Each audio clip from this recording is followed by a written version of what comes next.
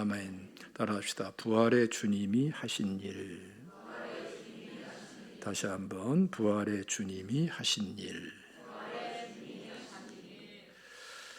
십자가 부활의 사건이 정말 놀라운 사건인데요. 근데 예수님께서는 부활하신 후에 바로 승천하지를 않으시고 무려 40일 동안 계속 머무르십니다. 그리고 아주 중요한 일을 하죠. 생각해 보세요. 부활하신 주님이 그 승천고 사이에 하신 일이 얼마나 중요한 일이겠어요? 이런 기준을 통해 가지고 예수님이 하신 일이 정말 대단히 중요한 일이었구나. 이걸 우리가 좀 생각할 줄 알아야 되겠습니다. 그런데 이 40일 기간 동안에 하신 일에 대해서 어떻게 보면 상당히 평범해 보이지만 또 당연해 보이지만 그러나 너무나 중요한 일에 대해서 성경은 말씀을 하고 있어요. 그게 뭐냐면은 제자들을 신방하는 일이에요. 제자들을 하나하나 방문하고 신방하는 일을 하셨어요. 왜 신방했습니까? 이들이 다 믿음이 주저앉았거든요. 그래서 그들의 믿음을 회복시켜주고 일으켜 세워주시기 위해서 그들을 일일이 다 신방하는 거예요. 우리 이제 어떻게 생각하면은 부활의 주님이 12제자만 신방한 것으로 생각하기 쉽습니다만은 그렇지 않습니다. 굉장히 많은 사람들을 신방했습니다. 한번 읽어봅시다. 우리 고린도 전서 15장 3절 말씀부터 8절까지 한번 읽어봅시다. 시작.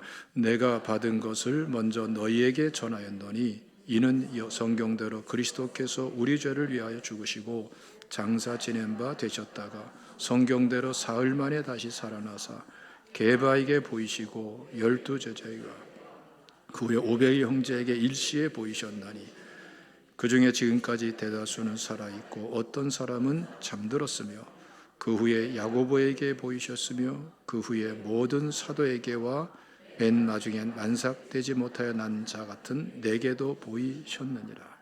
게바는 베드로죠, 그렇죠? 12제자에게 보이셨다고 말씀하고 그 후에 뭐라고 그래요? 500여 형제들에게 보여주셨다. 나타내셨다는 거예요. 그리고 야고보를 다시 언급하고 모든 사도에게. 성경을 보면 12제자만 사도라고 그러지 않았어요. 그 외에 사도로 불려진 사람들이 또 여러 명이 있습니다. 그리고 사도 바울에게도 보여주셨다. 만나주셨다. 이걸 증언을 하는 거예요. 그러니까 예수님은 그냥 승천한 게 아니에요. 이렇게 많은 사람들을 500명 이상 되는 사람들을 일일이 다 만나주시면서 방문하시고 신방하셨어요. 여기에 이제 빠진 사람들이 누구냐면은 이 남자 숫자만 지금 언급된 거거든요. 유대인들의 숫자 세는 방법이 그래요. 여기에 여자 제자들이 사실은 남자 제자들 못지않게 많죠. 그러면은 아무리 적게 잡아도 1000명 이상의 사람들을 개인적으로 만나주든 몇 명씩 만나주든 계속해서 방문하고 신방해 주셨어요. 그러면서 뭘 하셨다고요? 그들의 믿음을 회복시키시고 세워주시는 일을 하신 거예요. 그래야 살 수 있으니까. 그래야 승리할 수 있으니까. 예.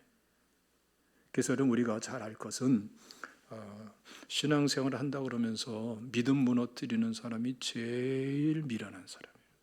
자기 믿음 무너뜨리고 다른 사람 믿음 무너뜨리고 이거는 하나님 앞에 가장 악한 거예요. 가장 선한 것이 뭡니까? 믿음을 세우는 거예요. 자기 믿음을 세우고 다른 사람 믿음을 세워주고. 성경을 보면은 예수님이 제자들을 나무랜 적이 없잖아요. 야단친 적이 없어요. 딱 유일하게 한 군데 한 가지 사항에 야단치시는데 믿음이 주저앉았을 때에 믿음을 잃어버렸을 때에 책망하고 야단치고 딱 한 가지. 여러분 보세요. 믿음이 얼마나 중요한지 모릅니다. 그래서 우리는 기회 될 때마다 내 자신의 믿음을 자꾸 세우고 회복시키고 믿음으로 충만하게 7 집사님을 세울 적에도 어때요? 성령이 충만하고 믿음이 충만하고 지혜가 충만한 사람. 근데 여기서 제일 중요한 게 뭔지 아십니까? 믿음이에요. 믿음. 믿음이 없으면요 성령 충만도 제대로 못해요. 믿음이 없으면 성령 충만했다가도 성령 충만을 유지도 못해요. 믿음이 없으면요 지혜를 구하지도 못해요. 위로부터 난 지혜를 구해서 받을 줄 아는 사람에 대해야 되는데 믿음이 없으면 그것을 감당을 못해요. 믿음이 없으면 방향을 모르고 목적을 향해 갈 수가 없어요. 믿음이 그만큼이나 중심적인 것입니다. 우린 믿음으로 의롭게 돼서 구원받고 하나님의 자녀가 된 거예요. 구원받은 후에도 우리는 믿음으로 살게 돼 있어요. 믿음으로 믿음에 이르게 하나님 말씀처럼 우린 믿음을 하나님께 인정받고 믿음을 고백하면서 믿음으로 은혜받고 믿음으로 응답받고 믿음으로 순종하고 믿음으로 승리하며 나가는 그야말로 신앙생활, 믿음 생활이에요. 할렐루야.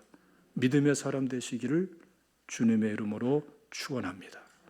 지금 여러분들이 여러분들의 심령을 가만히 이렇게 한번 평가해 보세요. 내 심령이 믿음으로 꽉 차 있는가? 아니면은 내가 예수 믿고 구원받았지만 하나님께 대하여, 말씀에 대하여, 기도 제목에 대하여 지금 현실적인 문제에 대해서 내 믿음이 이거 어느새 다 빠져나가 버리고 형편없는지 50%인지 30%인지 한번 보시라고요. 본인이 알 수 있어요. 그게 우리 크리스찬이에요. 자기 자신의 심령의 속사람이 믿음으로 충만하고 더 충만하고 오히려 믿음이 나를 주장할 정도로 믿음이 가득 채워지고 그 상태를 유지하는 사람이 지혜롭고 현명하고 축복된 사람이에요. 할렐루야. 예수님께서는 바로 이 믿음을 회복시키시고 이 믿음을 세워주기 위해서 일일이 다 신방을 하신 거예요. 예. 이게 얼마나 중요하면은 부활하신 주님이 승천하시기 그 사이에 일부러 시간이 40일이 확보되도록 해놓고 나서 다 그들의 믿음을 회복시켜줬다니까요. 여러분, 이들의 믿음을 왜 회복시켜줘야 됐을까요? 이들은 정말 귀한 믿음의 사람들이었어요. 그런데 절대 문제, 그 절대 문제가 뭐죠? 예수님께서 십자가에 못 박혀 죽으셨다.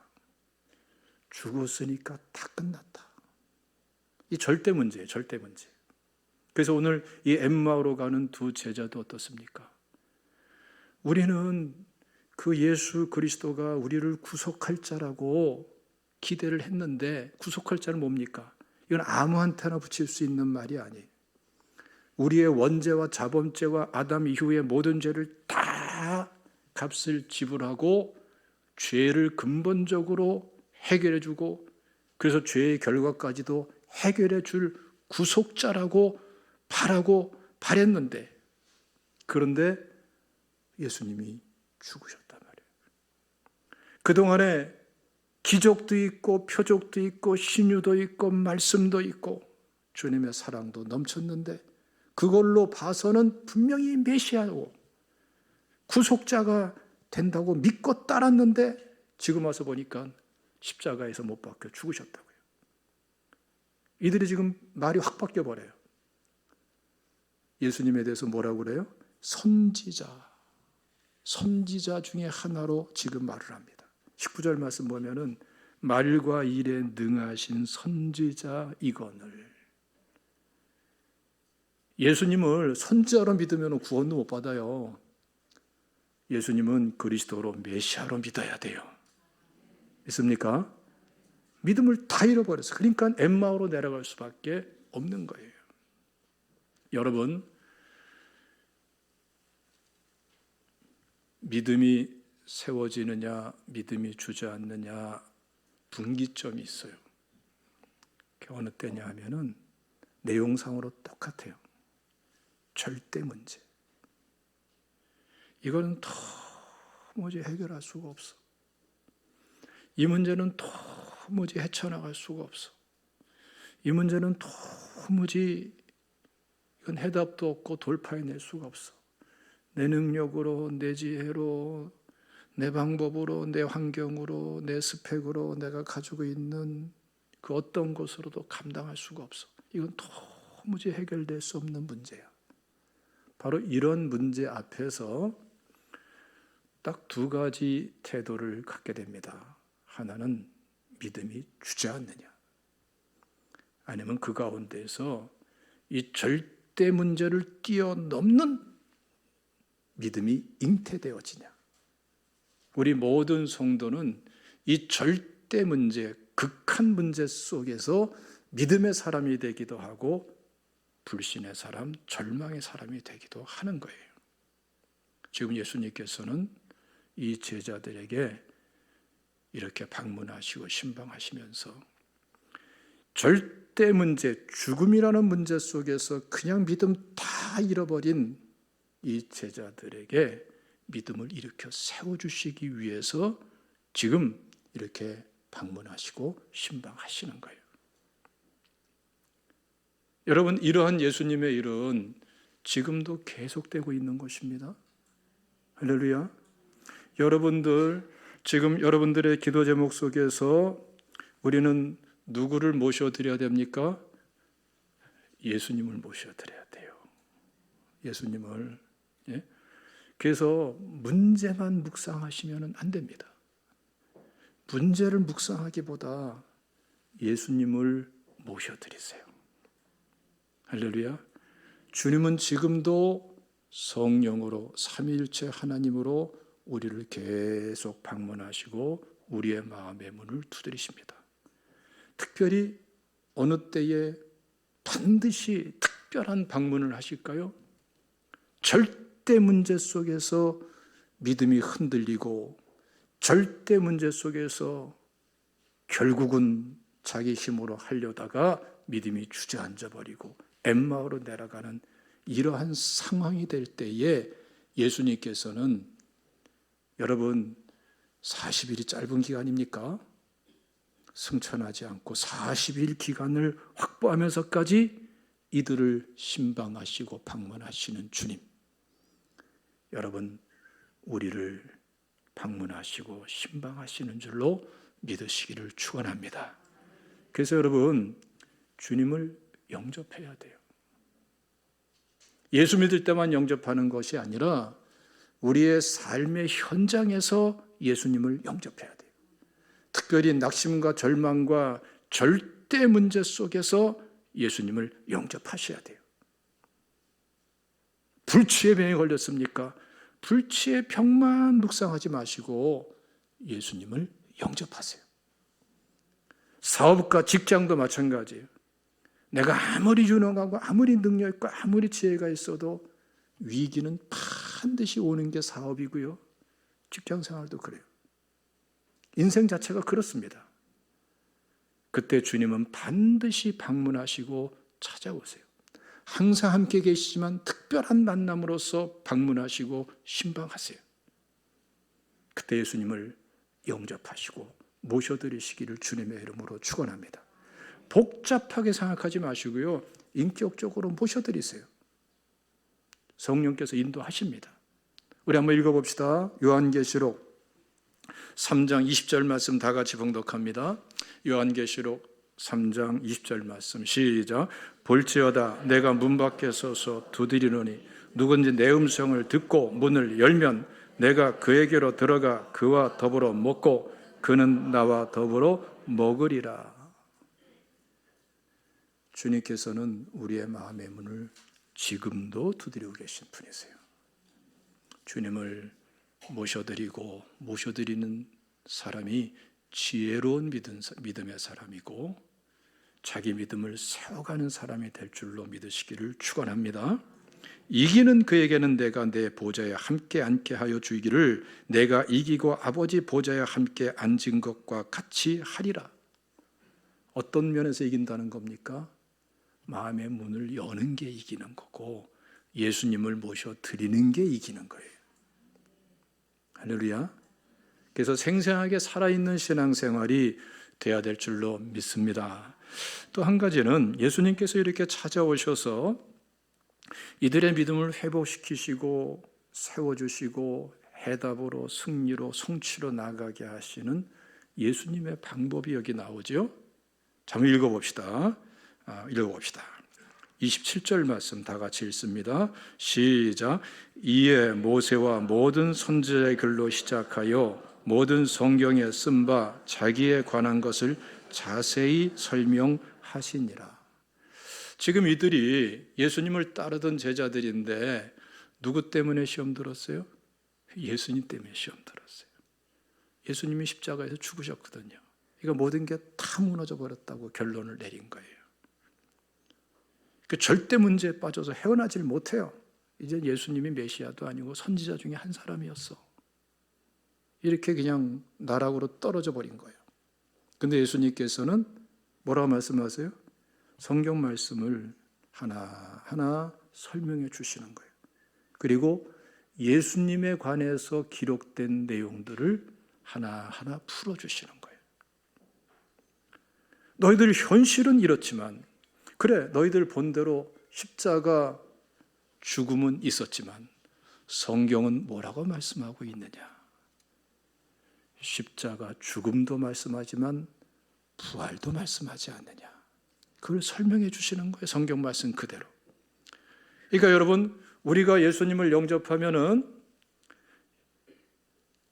우리가 문제 속에 위기 속에 예수님을 영접하면은 주님께서는 우리에게 반드시 하나님 말씀을 들려주세요. 깨닫게 해주세요. 여러분들이 성경을 읽는 시간 소중히 여기시고 예배 시간에 말씀을 나누는 것, 말씀을 정확하게 아는 것을 소중히 여기시기를 축원합니다. 말씀을 깨닫게 하시고 들려주세요. 그런데 그 말씀이 어떻게 초점 맞춰지냐 하면은 현실은 절망인데 문제는 절대 문제인데 그래 문제 자체는 그런데 그건 사실이지만 현실이지만 말씀은 어떠하냐? 하나님은 어떤 분이시냐? 그거를 설명해 주시는 거예요. 예. 그래 현실은 이런데 문제는 이런데 여기에 복음이 무엇이냐? 하나님이 어떤 분이고 하나님은 어떻게 말씀하셨느냐? 이 문제에 대해서, 이 절망에 대해서, 이 위기에 대해서 이거를 깨닫도록 은혜 주시는 분이 하나님이세요. 그래서 여러분 우리가 정말 힘들고 어렵고 괴롭고 답답하고 할 때에 기도가 굉장히 중요해요. 기도는 굉장히 중요합니다. 기도 없으면 안 돼요. 그러나 동시에 말씀의 귀를 기울이셔야 돼요. 말씀으로 돌아가야 돼요. 믿음은 들음에서 나며 말씀처럼 말씀을 통해서 우리는 위기, 현실적인 절대 문제에 대한 재해석을 할 수 있는 사람이 되고요. 그 재해석은 우리 스스로 해석하는 차원이 아니라 하나님이 어떤 분이고 진리의 말씀이 어떻게 말씀하고 계신가 여기에 대한 설명이고 해답이고 그런 의미에서의 해석인 것입니다. 그럴 때에 이상하게 하나님이 주시는 또 하나의 은혜가 있죠. 우리 마음이 자꾸 새로워져요. 뜨거워져요. 한번 읽어봅시다. 32절 말씀을 다 같이 읽습니다. 32절 시작. 그들이 서로 말하되 길에서 우리에게 말씀하시고 우리에게 성경을 풀어주실 때에 우리 속에서 마음이 뜨겁지 아니하더냐 하고. 이거 굉장히 중요한 말씀이에요. 마음이 뜨겁지 아니하더냐. 현실을 볼 적에는 마음이 써늘해지고 소름 끼치고 차가워지고 냉혹해지고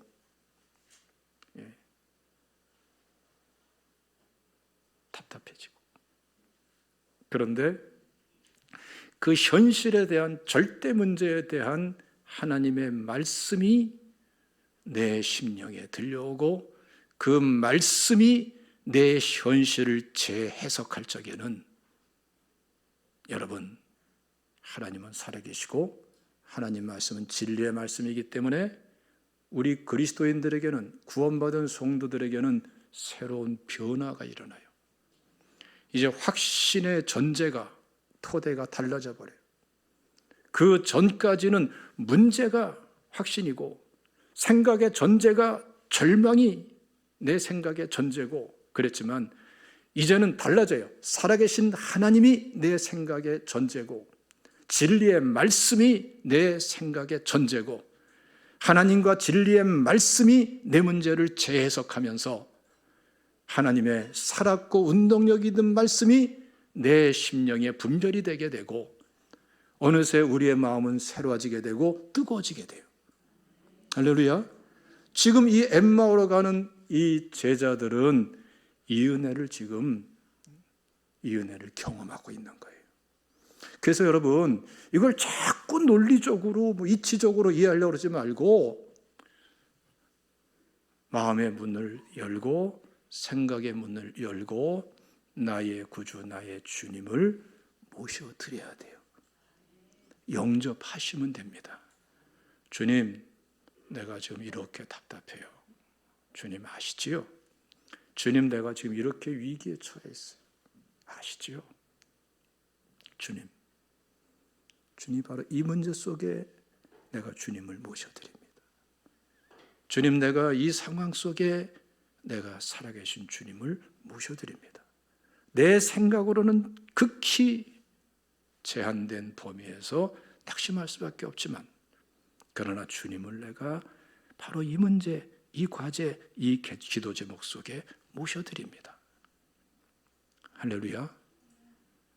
여기서부터 주님께서 주도적으로 이끄심의 역사가 시작이 되는 거예요. 그래서 복음은 지식과 논리가 아니에요. 복음은 살아계신 십자가 부활의 주님이 있어요. 이 시간도 삼위일체 하나님으로서 성령으로 함께 하시는 주님이 있어요. 예수님을 인격적으로 문제 속에 모셔 드리셔야 됩니다. 그게 신앙생활의 유일한 길이에요. 그렇지 않으면 그냥 교회 생활로 끝나요. 시간이 가면 화석처럼 굳어버리고 문화생활로 끝나버려요. 우리가 문화생활 하려고 신앙생활 합니까? 아닙니다, 여러분. 우리는 복음을 나눠야 되는데 그것도 지식적인 복음이 아니라 십자가 부활의 복음, 살아계신 주님을 인격적으로 내 삶의 현장에서 모셔드리고 나누는 이러한 복음을 우리가 받아들이고 이 복음을 누릴 수 있는 신앙생활이 되어야 될 줄로 믿습니다. 여러분, 오늘 말씀 보면 참 놀랍고 축복된 말씀이 있어요. 30절 읽어보겠습니다. 30절 시작. 그들과 함께 음식 잡수실 때에 떡을 가지사 축사하시고 떼어 그들에게 주시니. 축사라는 것은 원문상으로 축복하셨다는 거예요. 예수님은 우리의 축복이 되어주시는 분이세요. 우리의 구원이 되어주신 분은 우리의 구원을 위해서 십자가에서 대신 죗값을 치르면서 죽으신 예수 그리스도는 구원으로 끝나지 않고 축복이 되어주시고 우리를 축복해 주시는 분이세요. 여러분, 승리를 하되 축복으로 승리하기를 사모하세요. 축복받는 사람은 당할 재간이 없어요. 예수님은 지금 이 초라한 제자들 아닙니까? 아니, 그렇게나 열정적으로 적어도 성경에 이렇게 나올 정도의 인물이면은 그 예수님 주변에서 비록 12제자는 아닐지라도 그 못지않게 신앙생활 했던 사람들인데 한순간에 믿음 다 잃어버리고 엠마오로 내려가고 있는, 그러면서 예수님을 부인하고 선지자 중에 한 사람이었다고. 비참한 소리죠. 그러나 예수님은 결국 이들을 축복하세요. 할렐루야. 축복을 통해서 이들이 어떠한 경험을 하게 됩니까? 눈이 열어져요. 한번 읽어봅시다. 축복 다음에 31절 말씀 다 같이 읽습니다. 시작. 그들의 눈이 밝아져 그인 줄 알아보더니 예수는 그들에게 보이지 아니하시는지라. 하나님이 하시는 일은 이러시더라고요. 예? 하나님은 웬만해선 책망하지 않으세요. 믿음 없을 때만 책망해요. 다른 건 나무라지 않으세요. 믿음 없는 것만 지적하세요. 왜? 믿음이 세워져야지 사니까. 그리고 축복하세요. 이 축복이라는 말 속에 어떤 게 있습니까? 여기에 하나님의 사랑이란 말도 담기는 거예요. 사랑 없이 십자가 대속 보혈의 피 흘려주셨겠습니까? 그 사랑 없이 엠마오로 가는 제자들을 찾아오셨겠습니까? 그 사랑도 어때요? 세상 말로 제대로 믿음도 못 지키고 그냥 찌질이가 돼가지고 엠마오로 내려가고 있잖아요. 그런데 이들을 축복해요. 그게 사랑이에요. 예수 그리스도 하나님의 사랑은요, 조건적 사랑이 아니에요. 내가 잘했으니까, 물론 거기도 상급이 있죠. 그러나 이렇게 부족한 모습 속에서도 변함없이 사랑하세요. 그래서 이것을 은혜라고 그러는 거예요. 은혜. 이 사랑 때문에 은혜가 성립되는 거예요. 잘해서 받는 건 은혜가 아니에요. 아무 조건도 없어요. 받을 수 있는. 잘한 거 없어요. 그런데도 무조건적으로 사랑하시고 무조건적으로 축복하세요. 그래서 은혜라는 말이 성립이 되는 거예요. 복음이란 말도 성립되는 거예요. 여러분, 복음이라는 게 왜 복음입니까? 복된 소식이고 좋은 소식인데 왜 복되고 왜 좋습니까? 아무 자격이 없는데 주어진 은혜가 있고 축복이 있고 사랑이 있어서 복음이라고 그러는 거예요. 복음이 복음되고 은혜가 은혜되고 사랑이 참사랑이 아가페 사랑이 참사랑이 될 수 있는 것은 조건 따져서 주시는 게 아니고 오히려 부족하기 때문에 더 사랑하시고 더 찾아와 주시고 축복해 주시고, 이러한 말도 안 되는 역설적인 하나님의 이 사랑과 은혜와 이것이 그야말로 복음이 되어서 실현되기 때문에 복음이라고 그러는 거예요. 여러분, 이러한 예수 그리스도의 은혜는 지금도 우리 모두에게 계속해서 부어지고 있어요. 우리가 뭘 하려고 자꾸 그런 것, 그거 이전에 마음을 여셔야 돼요. 생각을 여시고 예수님을 모셔드리셔야 돼요. 여러분, 기도 내 혼자 하려고 하지 말고 예수님을 모셔드리고 기도하세요. 결과를 하나님께 맡기세요. 그 과정 속에서 하나님과의 자꾸 새로운 차원의 신뢰가, 믿음이 세워지는 것입니다. 하나님이 풀어가시고 역사하시는 은혜가 무엇인가를 다 체험할 수 있어요. 다 경험할 수 있어요. 염려 걱정하기보다는 예수님을 영접하세요. 모셔드리세요. 할렐루야. 주님의 이름으로 축원합니다.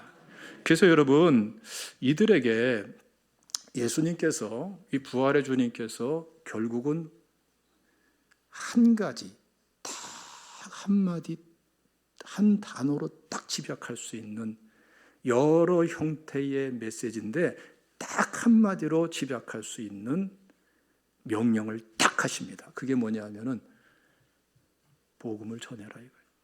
복음을 전해. 마태복음 28장 18절에 20절까지 지상 사명도 그렇고, 사도행전 1장에 나오는 8절에 나오는 그 성령이 너에게 임하시면 쭉 말씀하는 땅끝까지 이르내 증인이 되라, 이 말씀도 그렇고, 마가복음에 말씀하시는 제자들이 나가서 두루 전파할세 주께서 함께 역사하사 따르는 표적으로 쭉 말씀하는 내용도 마찬가지고, 주님께서 하시는 말씀이 뭐예요? 딱 한 가지, 복음을 나눠라. 복음을 나눠라. 근데 여기서 우리가 놓치지 말아야 될 중요한 게 뭐냐 하면은 복음이 없는데 복음을 나누라 그러는 게 아니에요.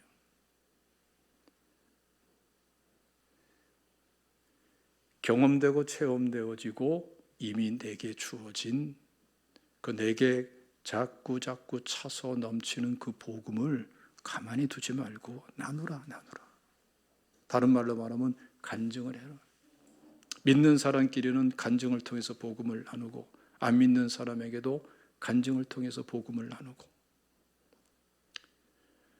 여러분, 우리는 간증할 수 있는 사람들로 부름받은 거예요. 간증할 수밖에 없는 사람으로 자꾸 우리는 하나님께 체험받는 사람들이에요. 왜 그럴까요? 예수님이 방문하신다니까요. 예수님께서 말씀을 풀어주신다니까요. 예수님께서 축복을 해주신단 말이에요. 할렐루야. 마음과 생각을 여는 방법으로 해야지 자꾸 이상한 방법으로 하지 마세요. 나의 방법을 다 배제하고 말씀 그대로의 방법으로 예수 그리스도를 인격적으로 모셔드리세요. 예? 여러분들의 기도 제목 속에, 여러분들의 염려, 걱정하는 문제 속에 그 예수님께서 여러분 함께 하심을 알게 되고요. 내가 알려고 해서 할 수 있는 게 아니야. 알게 되기 때문에 아는 거예요. 있습니까? 신앙생활은 그런 거예요. 예?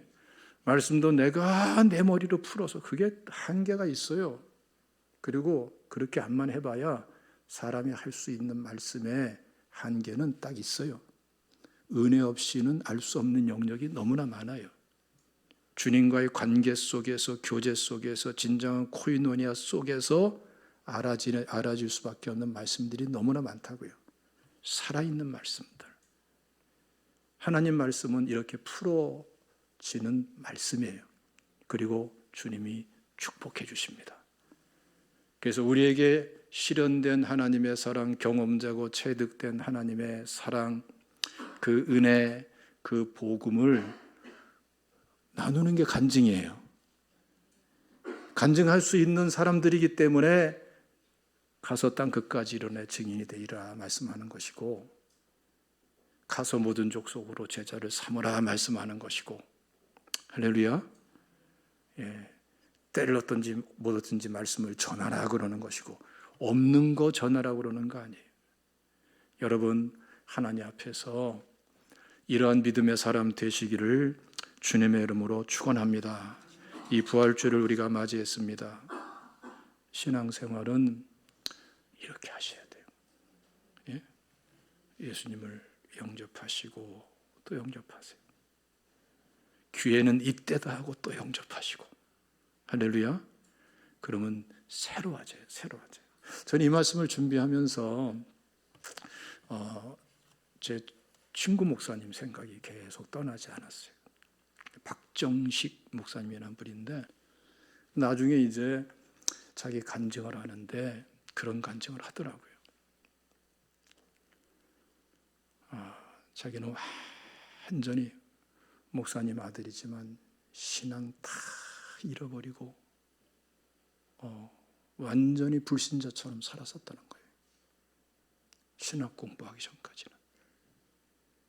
왜 그랬느냐? 탁구를 그렇게 좋아했대. 탁구를 그렇게 되나 봐요. 예? 자기 말로는 자기는 탁구에 미쳤었대. 저 탁구를 엄청 잘하는데 하여튼 국가대표 나갈 정도로 그렇게 잘했던 모양이에요. 늘 탁구 하면서 말이죠. 우리 성가대도 탁구하는 사람들이 있는 거 알아. 거기에 미쳐가지고서 뭐 다른 거 다, 그다 뭐 신앙 다 잃어버리고 막 진짜 완전히 목사님 아들이지만 완전히 세상적으로 사는 거예요. 그러다가 뒤늦게 예수님을 진짜 영접한 거예요. 그래서 뒤늦게 신학 공부하냐고 늦게 들어와서 나랑 친구가 된 거예요. 나이도 많은데. 그런 분이신데 그런 간증을 하더라고요. 본인이 그렇게 결정적으로 회개하고 돌아올 때에 특별한 일이 있었는데 예배당에서 찬양팀이 찬양을 하는 거예요. 그러니까 우리 성가대 우리 찬양팀은 정말 사명감 가져야 돼요. 그 찬양을 들으면서 왠지 모르게 성령의 감동이 있고 예수님을 참되게 영접하게 된 거예요. 인생이 새롭게 확 정리되고 가치관이 새로워지고 주님께 헌신하는 사람이 된 거예요. 그래서 이분이 지금 목사님이 되실 분들로 벌써 오래전에 개척해서 목회도 잘 하시고, 그때 예수님을 영접할 때 받은 소명이 있어요. 선교에 대한 소명, 선교사로서 소명을 받았기 때문에 지금 선교지로 나가가지고 지금 선교도 말이죠, 아주 오지 선교하면서 그 사역을 또 엄청 잘 감당해. 그거 힘들고 위험한 것을 참 대단하게 영광을 돌리고 있는데 참 귀한 분이세요. 기회 되면 우리 한번 모셔서 은혜를 함께 나누면 큰 축복이 되리라 생각을 합니다. 할렐루야. 지금은 나이가 많아서 또 아버님이 또 머리가 없어요. 이분도 머리가 없는데 은혜는 엄청 많이 받으신 분이에요. 그 결정적인 찬양이 뭐냐? 주 내 마음에 들어가시려 하네. 이 찬양인데 한번 우리 불러봅시다. 우리 반주도 좀 부탁하고요. 우리 찬양팀도 좀 같이 좀 한번 우리 하나님께 우리 신앙 고백으로 또 말씀의 결론으로 우리 함께 우리 찬양합시다. 그러면서 말씀을 마치겠습니다.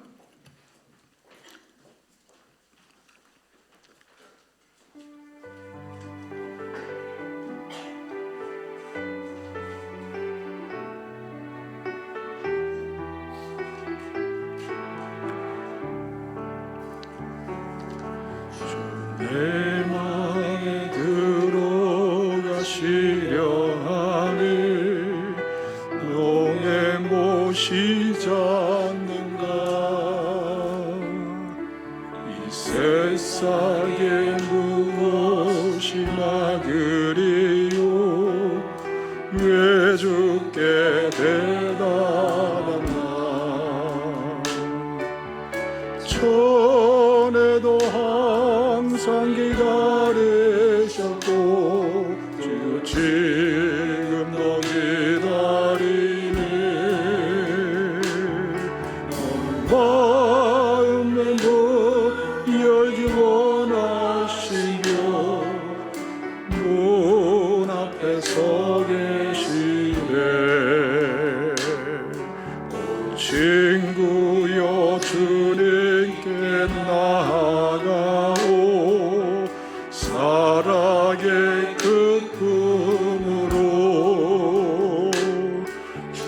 내 맘에 모시면 근심 없고 모든 거 해결되리. 전에도 항상 기다리셨고 또 지금도 기다리네. 넌 마음의 문 열기 원하시며 문 앞에 서 계시네. 여러분, 우리 주님께서는 우리를 방문하시고 신방하셨습니다. 그리고 우리도 다른 사람을 방문하고 신방하기를 원하십니다. 예수님은 우리를 만나주시면서 우리의 믿음을 회복시키시고 우리를 통해서 또 다른 사람의 믿음을 회복시키시기를 원하십니다.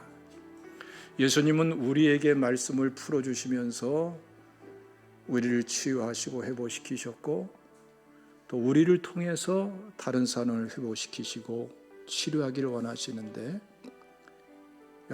여러분들에게 주신, 여러분들에게 체험하게 하신, 여러분들에게 은혜가 되신 그 말씀, 간증의 말씀을 들려주세요. 우리 성도들끼리는 간증을 나누시는 게 큰 축복이 됩니다. 안 믿는 사람에게도 내 심령에 살아있는 그 말씀을 단 몇 마디라도 전해 주십시오. 하나님은 그 일을 통해서 영광을 받으십니다. 이제 제발 원망 불평하지 마시고 판단 정죄하지 마시고 축복해 주시기 바랍니다. 예수님이 축복하듯이 우리도 축복해 주는 사람이 되어야 될 줄로 믿습니다. 그게 언약에 합당한 믿음인 것입니다. 기도하겠습니다. 주님 감사